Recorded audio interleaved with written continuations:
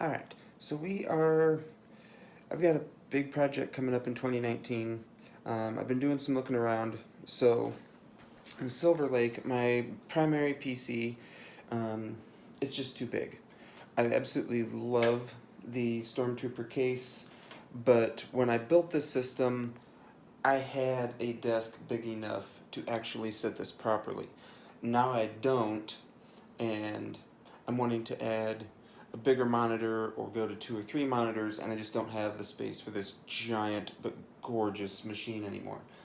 Um, and this has a Core i7-4790K in it, which is an awesome processor. It does everything I need it to, but the problem with that is that the LGA 1150 Z97 chipset motherboards are not common to find. You can find full ATX ones for a decent price, but for trying to find a micro ATX or a mini ITX are extremely expensive. And it came to the point of where by finding one that's either a micro or a mini would cost me around 250 to 300 versus finding a low cost 370 for a Core i7 9700K would be 150 less for what I wanted, 150, 200 less, which at that point I can just get a 9700K processor for an extra 200 bucks. However, I found one popped up on auction on eBay for a micro ATX, and I went ahead and was able to win it for, I think I paid 82, no, 92 for it. No, yeah, 90, no, I don't remember, 86, something like that. So that's going to be coming, and then I'm going to pair that with a Fantex Evolve case, so we'll have a much slimmer, thinned down build. And that's going to save me 900 bucks because I won't need new RAM and I won't need the new cooler right away because I can still get by on the stock one for a few weeks until I have the money to get something better. Which I plan to get an H15i RGB for that. But for now, I can at least run with what I have. So it'll be an easy swap, quick swap. The downside to that is I'll have to buy a Bluetooth card, but even with spending 40 bucks on a nice Bluetooth card, or one that at least made by somebody that I've heard of before, is going to still be several $100s cheaper than going to a 9700K, which would only be like 50 bucks more expensive than going to an 8700K, so why even bother? Just go right to the 97. But this will still do the job, then I can put that extra money towards a 2080. So that's the way we're going to go. So, this currently has 20 gigs of RAM in it. It has 2 8s and 2 2s. So while I was digging around the stuff for my NAS that you're going to see me build in the next video, I found these. These are 2 more 8 gig DDR3 sticks. So we are going to do a little bit of surgery on this. We're going to pop out the 2 2s. We're going to pop in these 2 8s, so that'll give me 32 gigs of RAM. And then we're going to go in and see what they're running at, so I don't actually have these running at 667 megahertz. So that is what we are going to do in this video. Alright, I haven't decided if I'm going to just swap everything over except for the motherboard and leave the drives and everything the same. I'm not going to order the 2080 yet. I want to see what kind of clearance. The case that I'm looking at, the Fantex Evolve Micro Edition, says it'll support a full-length graphics card. But the 970 that I've got now is pretty small, so I'm not that worried about that going in there for now. So I'm not sure what all I'm going to swap over. Because this has a Evo 870, I think it is. It was the highest end Evo at the time, plus my 2 terabyte. So if I just swap all that over and am able to get Windows reactivated without blue screening, which will be an interesting adventure. I've heard Windows 10 is pretty good about that, though. That would save me having to re-download my games for Windows games, because Forzas are pretty good size.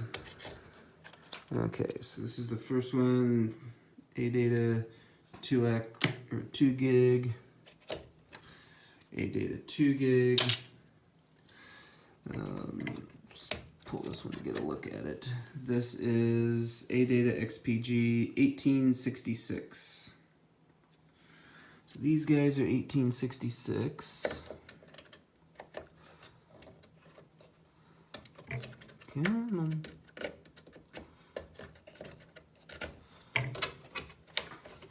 Do you want to fit in? And what are my HyperX? These are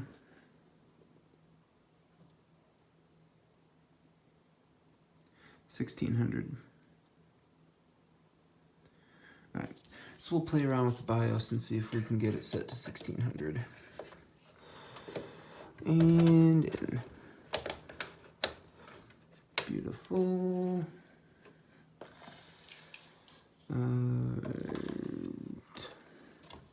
Yeah, the things you just find laying around. I found these in the temporary computer I had built for Dad. I thought I had moved them into the new computer that I had built for Dad, but apparently not. Apparently they were just sitting around, literally sitting in the basement, not doing anything. Okay. So let's get the side panel back on. Screw it. Yeah. You know, when you do things properly and unplug before you go doing stuff like this.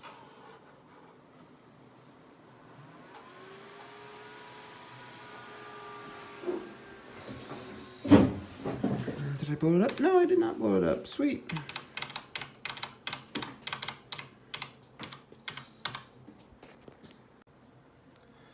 Well, that's disappointing.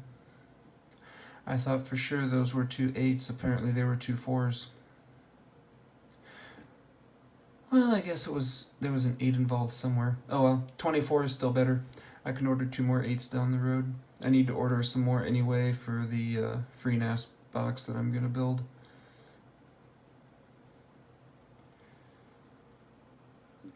Z97 Pro Wi-Fi, 24 gigs at 1333. I'm actually not even going to mess with that. I'm perfectly fine with that. It is an 850 Evo, 250 gig. Okay. I'm actually good with that. I'm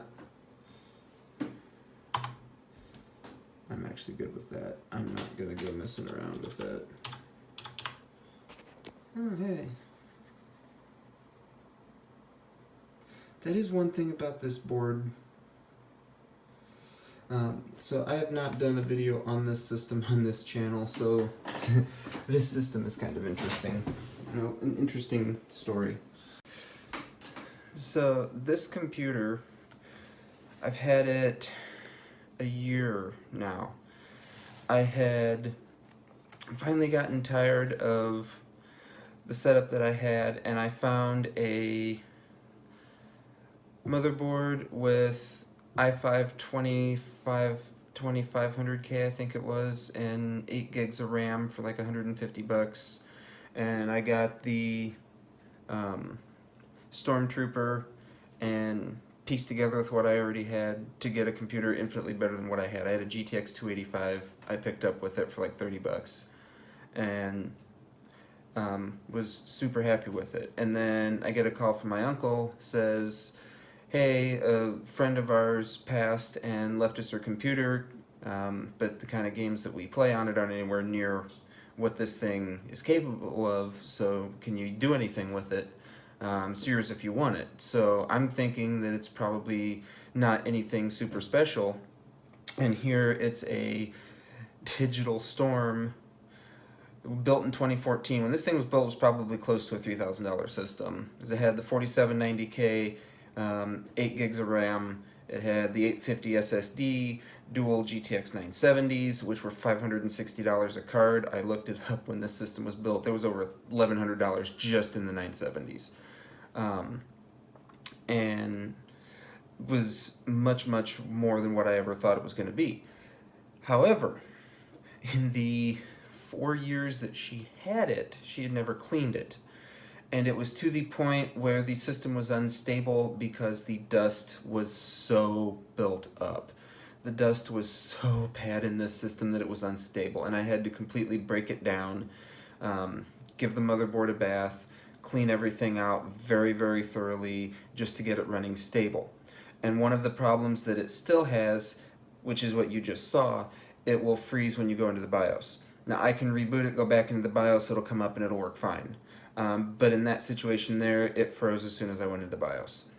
I have some random issues here and there, and most of it, I am 99% sure, is just because the motherboard had gotten so dusty that it was shorting itself out, because dust will conduct electricity, which is why you need to keep your computers clean. I really need to go over this with an air gun again to get it better. It's not too terrible right now, but over the winter it gets even worse than normal. So it's fairly stable. I don't really have much issues with games or anything else on it, but it's time to let the motherboard go. I will get like an i5 for it and put it in another NAS box when I need another NAS, when I fill up the one I'm getting ready to build. But it's an interesting story behind this, but as usual, I just keep changing it and altering it to suit my needs. And even though it's a now almost 5-year-old processor, that 4790 is still not even, it's just barely the recommended for some of the newer AAA titles. So it's not even really close to being pushed by anything yet. So now granted, a 2080 would bottleneck it, because a 2080 will bottleneck the newer stuff, but why buy, a 1070 or even a 2070 is not that much of a step up over what I have now. So if I'm going to spend $600-700, just get a 2080, and then that'll just keep on going if I go ahead and upgrade later, but I don't really see much of a need to. I'd rather have the overhead in the GPU than the CPU. But this is showing, let me pull this up here.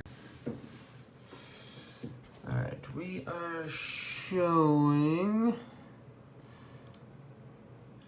24 gigs. And of course it's showing it at 666, but the motherboard shows it at 1333, so I'm not really worried about it. Slot 1, 667, slot 2, 667, whatever. So,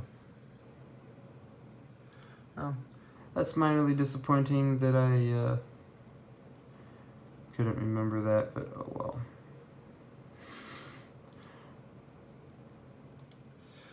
Gosh, is it i7? It has an i9 9900, but not a 79. Ryzen 7 Core i7 2600. I actually had that years and years ago, but it surprisingly doesn't actually have a reference. Well, there's my reference. So i70s. Alright, we'll just take the 8700K. Yes, an 8700K would be about 60% faster, maybe, in that area. Although single thread, it's not. And this is just running stock. I don't overclock it because I'm still on air. One of the amazing things from when I got this was that the AIO cooler, which I will replace with another one, was so loud that it was actually as loud as my PowerEdge 2850. And now, taking that out and just running on stock air, it runs so much cooler. But, cool. Well, at least we got a little video out of it. Thank you for watching. Stay tuned, we're going to have a couple of build videos coming up.